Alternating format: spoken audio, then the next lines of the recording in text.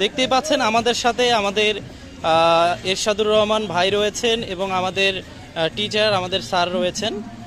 Sir কিন্তু দেখতে পাচ্ছেন রিকশাতে উঠে গেল। আমাদের এরশাদুর রহমান ভাই তিনিও রিকশাতে উঠে গেল।